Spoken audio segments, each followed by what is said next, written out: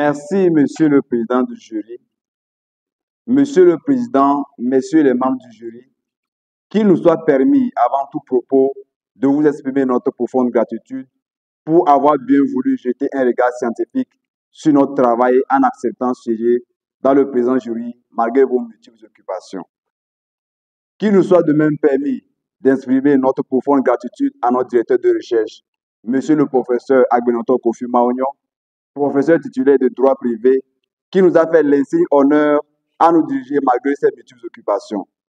Monsieur le professeur, très humblement, merci pour votre aimable bienveillance, pour votre disponibilité, pour votre rigueur et vos conseils pendant ce temps d'apprentissage à vos pieds. Nous avouons que ce temps d'apprentissage à vos pieds reste empreint dans notre esprit. Nous témoignons de même notre profonde gratitude à Monsieur le professeur Ali Mao Komla, maître de conférence agrégé en droit privé et sciences criminelles, doyen de la faculté de droit et des sciences, doyen de la faculté de droit et des sciences politiques de l'université de Kara, pour son soutien le long de notre parcours. Nos reconnaissances vont aussi à l'endroit de tout le corps enseignant, chercheur de la faculté de droit et des sciences politiques de l'université de Kara pour leur divers soutiens. Enfin, à notre famille, à nos amis et à tous ceux qui nous ont soutenus d'une manière ou d'une autre, nous exprimons nos profondes gratitudes. Monsieur le Président, Messieurs les membres du jury, selon un vieil adage, qui terre a, guerre a. Autrement, qui a la terre a la guerre. De cette assertion, l'on peut comprendre que l'état de propriété s'assimile immédiatement à un état de conflit entre le propriétaire, ses voisins, concurrents et possesseurs. C'est sans doute relever l'importance d'une troisième personne, d'un tiers, dépositaire de l'autorité publique, qui est le juge, afin de rétablir l'équilibre, la paix sociale en tranchant. C'est dans ce contexte que se situe notre sujet de recherche intitulé Le juge et la propriété immobilière. Pour le professeur Loïc Cadier, il faut d'abord définir les termes si l'on ne veut pas buter. D'abord, le juge est le magistrat de l'ordre judiciaire, professionnel ou non, siégeant dans les juridictions, qu'il s'agisse des cours, des tribunaux de grande instance ou d'instance. Cependant, il faut relever que tous les magistrats ne sont pas juges, excluant ainsi le ministère public ou la magistrature debout. De même, il faut relever que tous les juges ne sont pas engagés par l'État, excluant aussi les juges occasionnels ou les juges arbitres. Le juge ici réfère aux magistrats de siège qui sont chargés de veiller au bon déroulement de la machine judiciaire, de juger en évitant son engorgement ou sa paralysie. Ensuite, pour mieux appréhender la propriété immobilière, il faut définir les deux termes séparément. D'une part, la propriété est le pouvoir ou l'ensemble des prérogatives sur une chose, à la différence de la titularité qui concerne les prérogatives sur les droits. C'est un droit réel qui, selon l'article 544 du Code civil français, adopté au Togo en 1956, confère le droit d'user, de jouir et de disposer des choses pourvu qu'on n'en fasse pas un usage prohibé par les lois et règlements. L'article 136 du Code foncier et domanial du 14 juin 2018 au Togo renchérit la même définition, mais précise qu'il s'agit d'un droit exclusif et perpétuel. D'autre part, l'immeuble vient dans la distinction principale des choses appelées la summa divisio. Il s'entend du fonds de terre et de tout ce qui est fixé. La propriété immobilière, en somme, s'entend du droit réel sur l'immeuble et des actions y afférentes, qu'elles appartiennent aux personnes privées ou publiques. Cependant, l'aspect des propriétés des personnes publiques n'entrera pas dans le champ de notre travail. Monsieur le Président, Messieurs les membres du jury, l'interaction entre le juge et la propriété immobilière suscite des préoccupations qui sont les suivantes. Quelles sont les fonctions par lesquelles le juge protège l'immeuble? Le juge dispose d'assez de fonctions pour garantir la propriété immobilière. En somme de ces deux questions découle une question principale qui est la suivante. Les fonctions du juge garantissent-elles efficacement la propriété immobilière? En effet, le rapport entre le juge et la propriété immobilière est un rapport de protection. Ainsi, les fonctions du juge consistent à la garantir. Cette fonction, selon Madame la professeure Nadège Riboul-Maupin, est reconnue au juge civil de manière sacrée et inviolable. Elle n'est plus simplement consacrée par les textes de loi, mais bien plus, elle est constitutionnalisée. Cependant, l'office du juge consistera aussi à restreindre l'exercice du droit de propriété dans le respect des lois et règlements. La méthodologie qui nous a guidés tout au long de notre recherche est celle analytique, fondée sur la consultation documentaire des textes de loi, des ouvrages, mémoires, thèses, articles de doctrine et jurisprudence. À l'analyse des différents écrits, pour garantir la propriété immobilière, certains systèmes juridiques optent pour la procédure judiciaire pure et simple. C'est le cas des législations des États occidentaux tels que la France. Cependant, nombre d'États de l'Afrique subsaharienne optent pour une procédure mixte mêlée à la fois de règlements coutumiers et judiciaires, puisqu'avant l'institutionnalisation du juge dans ces États africains, il n'y avait que le règlement amiable sous la palable. Monsieur le Président, messieurs les membres du jury, traiter de ce sujet ne restera pas sans intérêt. Du point de vue théorique, la doctrine s'interroge sur le juge qui garantit au mieux la propriété immobilière. Pour une partie de la doctrine, le juge civil garantit au mieux la propriété immobilière. Parmi les tenants de cette doctrine, on peut citer le professeur Jean Carbonnier, qui a consacré une grande partie de son ouvrage, Le droit civil des biens, au contentieux privé de la propriété immobilière. La doctrine opposée soutient l'inverse, qu'il s'agit plutôt du juge administratif, puisque ce dernier est susceptible de s'opposer à l'administration en cas d'expropriation. De ces deux tendances doctrinales, on peut noter qu'il s'agit des attributions de deux juges différents et dont seulement la fonction du juge civil entrera dans le champ de notre travail. Du point de vue pratique, ce travail contribuera quelque peu à rétablir la sécurité judiciaire de la propriété immobilière, laquelle servira à son tour au développement économique. Pour appréhender les fonctions du juge, nous avons traité du juge dans la garantie de la propriété immobilière d'une part et d'autre part de ce juge dans la fragilisation de la propriété immobilière. Monsieur le Président, messieurs les membres du jury, la garantie de la propriété immobilière s'effectuera d'une part à travers les actions en justice conférées aux justiciables par la loi et d'autre part à travers la procédure judiciaire.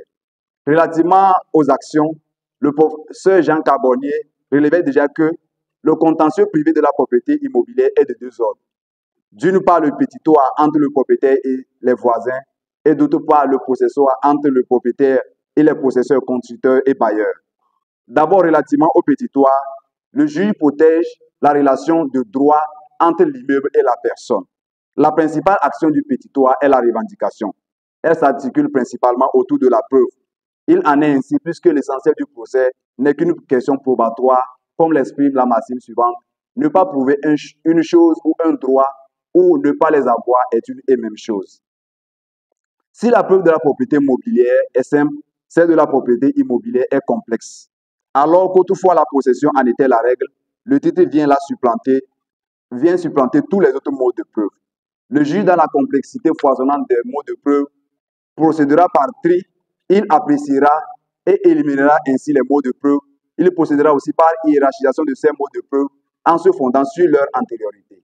Relativement aux autres actions du pétitoire, notamment le négatoire et le confessoire, elles visent à faire reconnaître ou à rejeter l'existence des droits réels sur un bien. Le premier affirme l'existence du droit réel, alors que le second l'en rejette. La fonction du juge consistera alors à déterminer le titulaire du droit réel, qu'il s'agisse de l'usus ou du fructus sur l'immeuble. Par la possession, le juge garantit par le possessoire, le juge garantit la relation de fait entre l'immeuble et la personne.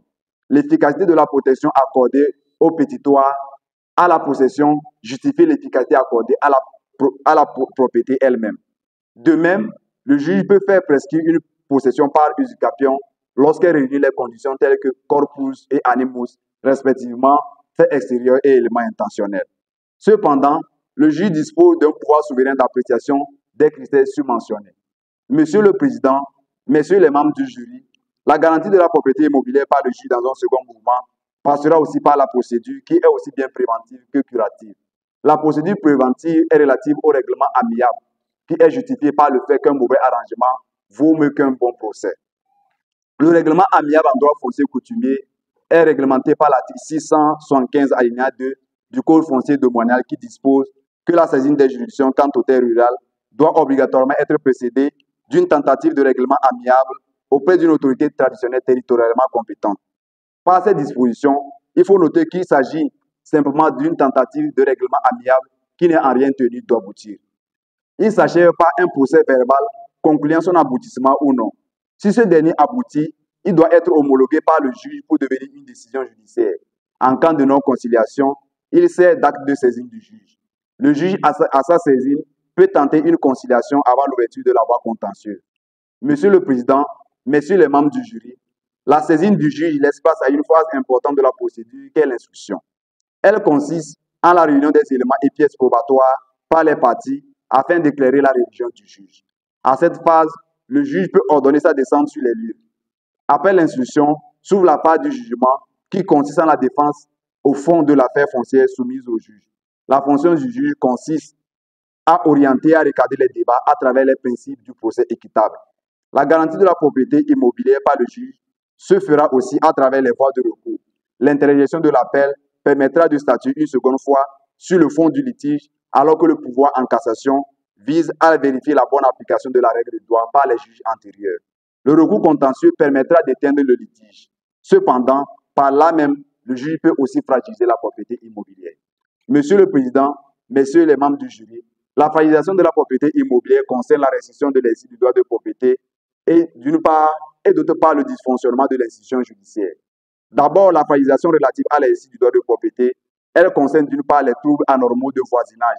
Cette restriction est principalement l'œuvre de la jurisprudence qui, par l'arrêt des fosses et cheminées, dit de Clément Bayard du 2 mai 1955, en a posé le principe. Cette jurisprudence inspirera de même l'abus dans l'exercice des actions possessoires et pétitoires exercées de mauvaise foi. La restriction du droit de propriété concerne aussi les expulsions illégales et arbitraires qui sont interdites en République togolaise. D'autre part, la propriété immobilière fait face aux intérêts publics. Ici, le juge apportera son concours à l'expropriation de l'administration pour cause d'utilité publique en statuant sur les indemnités d'éviction. La fragilisation est aussi relative à l'ordre public et aux enjeux environnementaux. Le dysfonctionnement de l'institution judiciaire contribuera aussi à fragiliser la propriété immobilière. Ensuite, relativement aux difficultés liées à l'institution judiciaire, on peut noter d'une part l'instabilité des décisions judiciaires. Ces dernières variant selon les juges suite au pouvoir interprétatif dont ils disposent dans l'hésitation et face aux hésitations et ambiguïtés des lois. Cette interprétation dépend de la personnalité du juge, de ses préjugés, de ses conceptions et pourquoi pas de ses humeurs du jour. Il s'agit aussi de l'exécution provisoire des décisions des juges du fond, nonobstant les voies de recours devant les instances supérieures. La dite instabilité est aussi relative au délai en justice. Le délai raisonnable dans lequel doit statuer le juge est laissé dans le vide, donnant ainsi place à d'excessives lenteurs. Monsieur le Président, Messieurs les membres du jury, d'autre part, le coût économique contribuera aussi à fragiliser la propriété immobilière, suite à l'excessive onorosité du procès. Les émoluments et honoraires des auxiliaires de justice atteignent souvent au minimum 2 millions, ayant ainsi un impact négatif sur la population comparativement à son niveau de vie. La corruption entachera de même la propriété foncière. Les litiges fonciers font suite à une marchandisation frauduleuse dans la procédure de règlement des différends, remettant ainsi en cause l'impartialité du juge. Enfin, on peut noter que le sort de la propriété immobilière devient un véritable enjeu entre les mains du juge. Alors qu'il est appelé à la protéger, il la remet aussi en cause, faisant aussi de lui aussi bien la main qui protège, mais aussi celle qui la retient. Ainsi présenté les résultats de nos recherches, Monsieur le Président, Messieurs les membres du jury, nous remettons ce mémoire très humblement à votre entière appréciation en vous rassurant que vos apports et remarques et observations seront totalement prises en compte pour son amélioration s'il venait à être accepté. Nous vous remercions de votre aimable attention. Binkbano Chablinam, le jury, après avoir délibéré, a décidé d'accepter votre mémoire. Le jury vous attribue la mention très bien.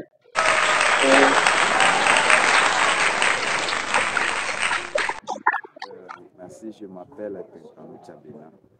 Je suis juriste de formation et à la grâce de Dieu, je viens d'achever le parcours de master recherche en contentieux, justice et droit de procès, à travailler sur le sujet de la propriété immobilière, sur le droit foncier. Le travail consistait à démontrer les fonctions du juge sur la propriété immobilière, puisque dans notre monde où la justice n'est pas encore assise, ou même là où elle est déjà assise, la fonction du juge n'est pas vraiment prévue ou perçue, appréhendée par le législateur et même aussi par les mêmes juges, les acteurs de la justice.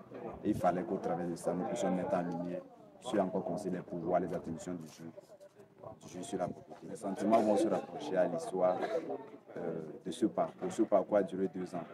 Mais pour moi, c'est toute une histoire. Et je dirais là que c'est la grâce de Dieu qui m'a conduit.